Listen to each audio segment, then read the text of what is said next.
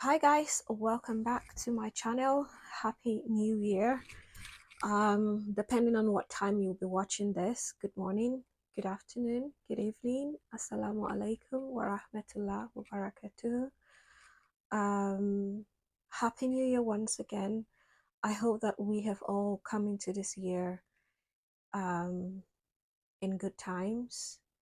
And I'm not saying this because I am blind to the fact that a whole lot is going on in the world.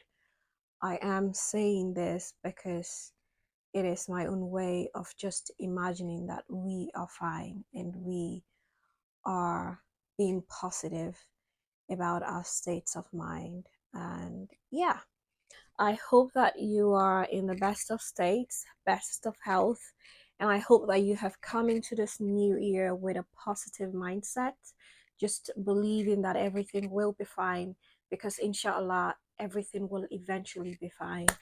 I hope that you are up and going with your New Year's resolution or your vision board, working towards achieving everything you have envisioned yourself doing this year. And I hope that, it goes well for each and every one of us, and we are able to be more productive, to be a lot more healthy, to be in a better state of mind, mentally, emotionally, physically. I hope that you get out, you do a lot more work. I am also saying that to myself because I spent a major part of last year just sulking in bed or just being unhappy about things generally that are not working. And this year, I intend to change that. I intend to be more positive, to look inwards a lot more and just be a lot more grateful for the things that I have, the things that are working, the things that I somehow have control over. And for those things that are not, I pray and hand every one of them to Allah to, restore, to sort out, to, just fix basically. Yeah, with that being said, I am very much aware that a lot of people have been anticipating a second video on this channel, and I am so sorry it has taken this long to make this video or to make an attempt. A lot has happened, and it all started with my phone. When I got my phone, I did not think that I would make an anything video for YouTube or for anything. I just wanted a phone that I could use to, carry out the basic needs of a phone. But so far, I have, been able to sort the phone issue out, and inshallah, I will try to be consistent, to make videos, to make contents and post on here, and just make you guys happy because we are in this together. Yeah, we are. So this is a point where I urge you all to go subscribe if you haven't, to like this video, because without your likes, without your engagements, without you commenting or sharing or just, creating awareness for me, I cannot move on to the next level of, this YouTubing thing. So we are hoping to grow, not just in numbers, but just, views, yeah, just grow as a YouTuber, because I'm doing this year and I need you all to do it. So yeah, please subscribe, please like, please comment, please share, create awareness for me, and may God bless you abundantly in this world and in the next.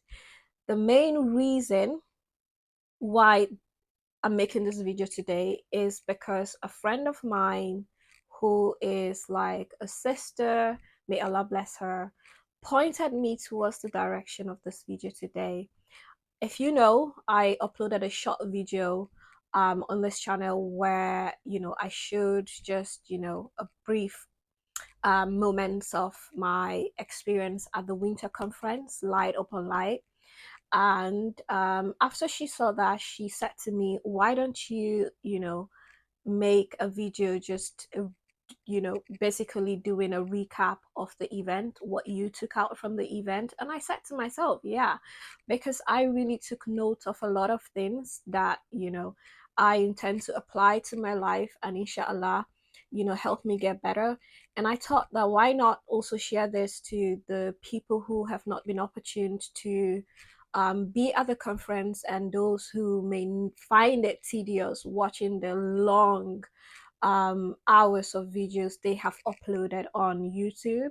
I will just do a recap of what the event was all about, what I took out from it, and inshallah, beneficial to me and will be beneficial to you as well. So, I think I will start by saying that the event was organized by the Iman Institute. I got to know about it from their Instagram page because I follow them, and it was held on the 31st of December, which I think was a really good time considering that it is a New Year's Eve and a lot of people would want to be part of something. So it was just a good, I feel like it was just a good time, and it was a good event to have been, at the time, at that New Year's Eve. It was an evening event, and I like the fact that it was evening because it gave me a sense of, purpose to be there at that time. Usually, that time of the year, I am just in bed trying to reflect upon, the entire year that is passing and going into another year, and what I want to do and all sort. So I was really happy to have been at an event where my mind was not focused so much on me, but just basically listening to the speakers talk about really good stuff that I took home. And yeah, I liked it, I enjoyed it. So I think the event is about the Quran and it being a guide or a guidance for the believers.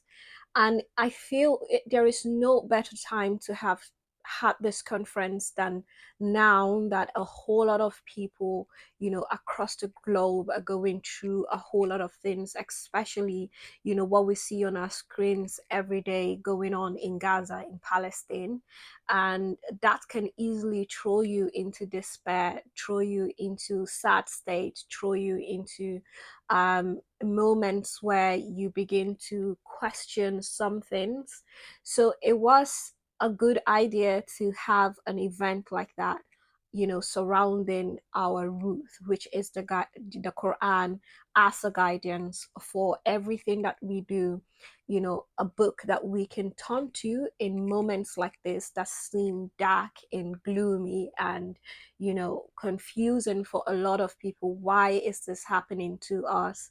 What can we do? So questions that you may have, it is just better to look at the Quran, to read the words from the Quran, and definitely you will find comfort, you will find solace, from the beautiful words, and, you will find answers basically. So the event started, with someone, I think a sheikh, I cannot remember his name, but it started with him giving a beautiful recitation of the Quran. Of course, what do you expect? It's about the Quran, so why not start that way? So it started with him reciting some verses from the Quran, and it was amazing. It was nice, listening to someone recite beautifully. And then it went straight into a representative from the Islamic Education and Research Academy give, their accounts from all the dawah they have been conducting across the globe. So their aim is to call the world to Allah, which is what they represent. They go to places that you would not even think about, places that you cannot even comprehend right now. And they try to reach those places simply calling, people to the, you know, fold of Islam, telling people what Islam is about, what Allah is, and all that good stuff. So one thing that I took out from the representative speech was the fact that we all as Muslims, have a duty, a responsibility to do dawah, to give, to call people into the fold of Islam. And sometimes it's not just as, actively as going to someone and speaking to someone about, Islam or trying to invite them into Islam. It's about the subtle ways that you act. What a lot of us forget is that, especially we women, as we put on the hijab and we go about our daily activities every day, we are physically seen as representatives of this religion. And without you acknowledging it, you are being watched every single day. You are out going about your business. Someone who is not even a Muslim or might be a Muslim is observing the way you transact, is observing the way you talk, the way you deal with people, the way you interact with people when you go out. And that can just simply be the reason why someone comes into the fold of Islam, or someone exit, or someone who is thinking about, becoming a Muslim aborts the mission or stop thinking about it just because you may have acted, in a very bad way, or in a way that, the person finds frightening, or if this is what this religion is about, then I don't have a business with it. So it just, opened my eyes. Of course, I've always known this, but having someone talk about this thing, having someone talk about it in the way that he did, opened my mind to, thinking more about the fact that I am a Muslim, I am a representative of this faith, and the way that I behave when I'm outside, the way that I interact with people, the way that I, at work, I would, conduct myself, has to be done in a way that is befitting of a Muslim, because you never really can say, even though you're not outside giving dawah, your attitude, your way of conducting yourself, the way that you interact, the way that you communicate, is subtly, passively inviting people to the fold of Islam. And that hit me. That really hit me, because you won't even know when someone, will be like, I'm not going to pursue this. I am not even going to think about this religion anymore, just because someone has just watched me act in a very negative way, unbefitting of a Muslim. So yeah, that was the first thing, I thought to share. So the other thing that happened was a beautiful fundraising by the Human Appeal Organization for the people of Gaza. And what I took away from that is the fact that people are actually, there are so many people that are just waiting to donate to the cause of helping others, and, just sponsoring somebody's life to be better and all of that. So they started by giving accounts of what they have done in the last few weeks, for the people of Gaza, the money that were previously donated, how it was spent, and how the fact that when all this first started, the major question a lot of people were asking was, how will all of these things get to the people of Gaza? And they did not have any answer other than the fact that Allah will make a way. And they gave accounts of how Allah has made ways, constantly, consistently for them, throughout this entire time that the war has been on for. They have, found help in those that they did not even think would help or would donate to the cause of helping the people of Gaza. And by the end of the fundraising, a lot of people, mashallah, the guy who did the fundraising, he has a very great persuasive skill. Every single thing that he said actually gave me goosebumps, because it was not just him talking. There were videos, there were recordings of, what they had seen in the course of reaching out, trying to help. And it was just a moment for me where I was thrown into, I was a bit sad seeing all those videos, and I cried a little bit. because I am that emotional. So it was just, a beautiful fundraising to have done, or conducted, at the event. By the end of it, there were people who set up direct debits for 2K pounds to be deducted from their account every single month for the next 12 months. And it came all down to people signing up for £10 to be deducted from their accounts for the next 12 months, which is beautiful.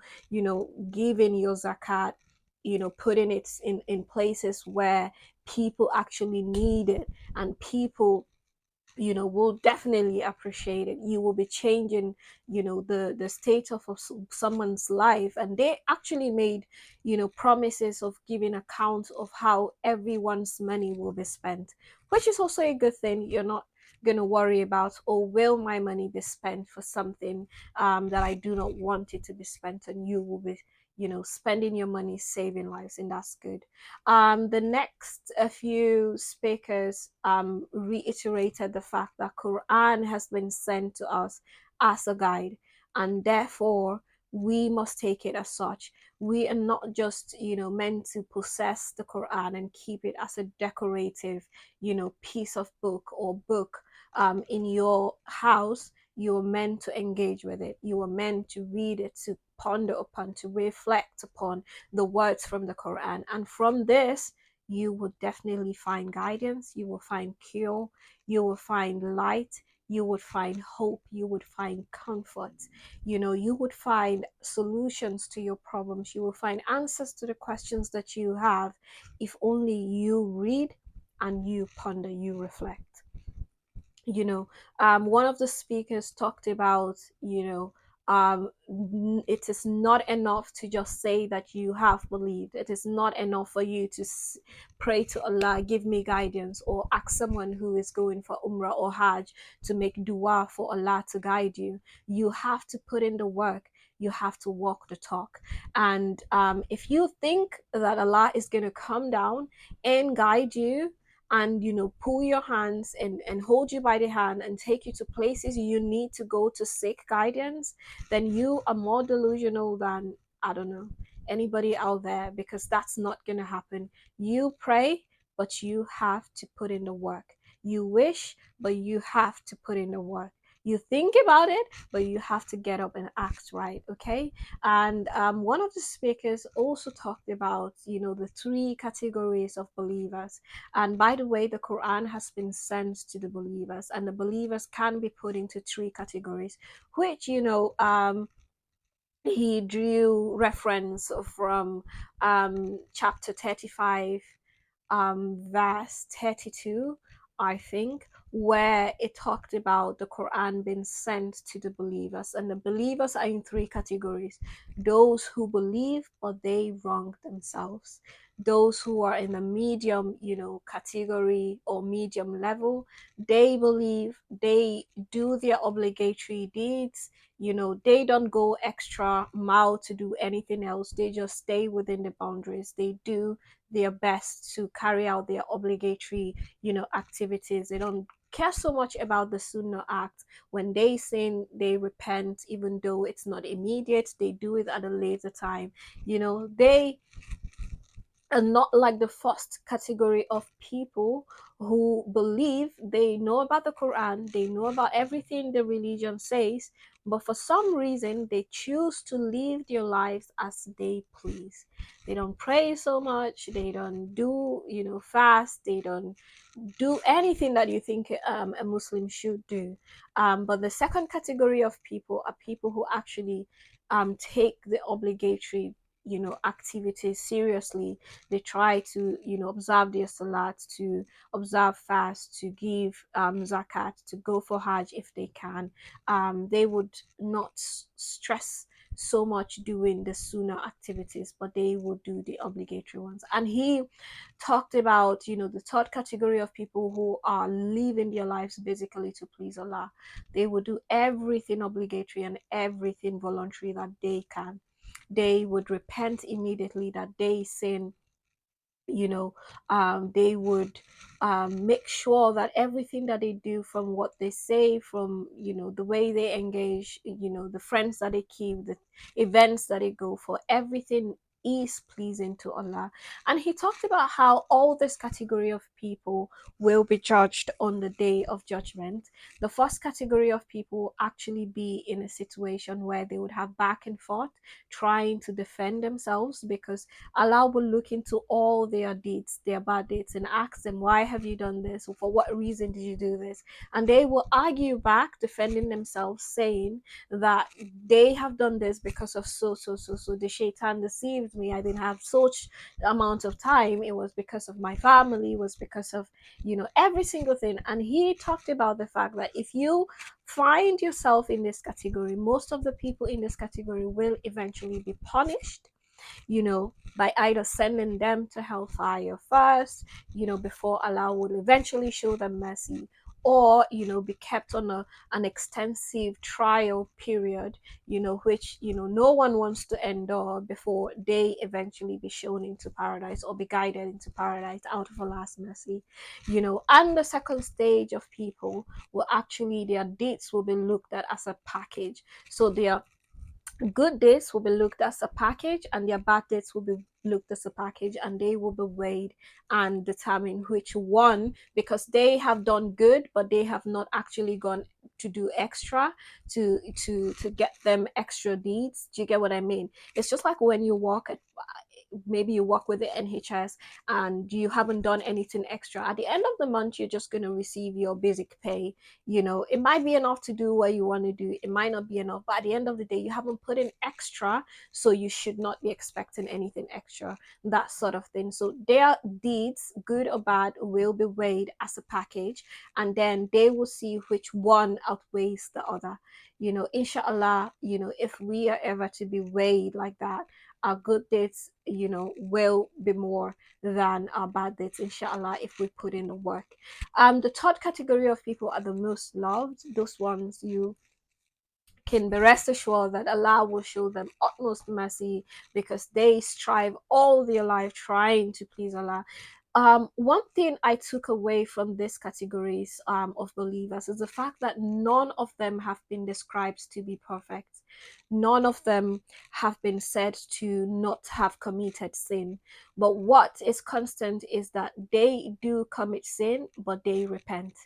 And the fact that on the day of judgment, it would be a day where fairness, is the order of the day. It's not possible that you have not put in the work and expect to, acquire the highest place in paradise on the day of judgment. Unlike here, where let's say, for instance, something happens and you're being taken to court, and it is at the mercy of how your lawyer is able to defend your case, present the body of evidence, and how the jury are convinced about, what your lawyer or the lawyers have presented. And sometimes, a lot of times we'll find people being punished for crimes they haven't committed, being sentenced, to maybe life imprisonment or a very long time, behind bars for something you may not have committed. But on the day of judgment, that is not the case. And it is a perfect time to draw our attention to this, because we are in a, in a time where a lot of people are being oppressed. So much that we see do not even make sense to us. But when you read the verses of the Quran that actually tell you this, it helps you, it gives you hope, it gives you something to hold on to, because even though you may have been oppressed on earth, on the day of judgment, you are going to be recompensed, you are going to be replenished, you are going to be rewarded in folds, and the good deeds of these people will actually be added to yours, because that Allah does not cheat. Allah is the fair, is the most, is most fair, is I don't even know the word I'm looking for, but you can be rest assured that when you engage with Allah, it will be completely fair. So I think towards the end of the event, Mufti Menk and Umar Suleiman also took on the stage to share beautiful things to the audience. And one thing I would say is I saw the Mufti Menk effect. Him coming onto the stage and entire audience, you know, lightening up and just cheering and all of that. I don't know how he got to this point, but definitely he has a really good effect on people. His words are just so comforting and reassuring, and you know, it just helps you, you know, change your mindset if you are so bent on, oh, I've done this, I've done that, I'm not gonna be forgiven. When you listen to him talk, he is all about the fact that Allah is the most merciful, he is kind, he is, you know, caring, and the fact that you may be struggling right now, you definitely know what your relationship is with Allah. At the end of the day, His rahmah is what will prevail, and He knows your mind. He sees. He is all aware. And the fact that I'm so sorry, that was abruptly cut short. I think we should wrap it up here because I have said a whole lot of things, and I'll just be repeating myself. So in a nutshell, it was a good experience. I had so much fun and I took a whole lot more away than I have shared in this video. But I do hope that everything I have talked about will be beneficial to you as much as they are to me, and you get to implement in your life through this year 2024. And just, you know, assume that wholesome positive mindset all through, just wavering through whatever trial or test Allah decides to put you through this year, holding on to the Quran and remembering that in the Quran you will find solace, you will find answers, you will find, you know, light, you will, you know, have no reason to despair. um, until my next video, please like this one, engage with me, comment, you know, just share if you can, create awareness on my behalf, and most importantly, subscribe, because we want this community to grow. And inshallah, I will see you all on my next video. Bye for now and stay safe.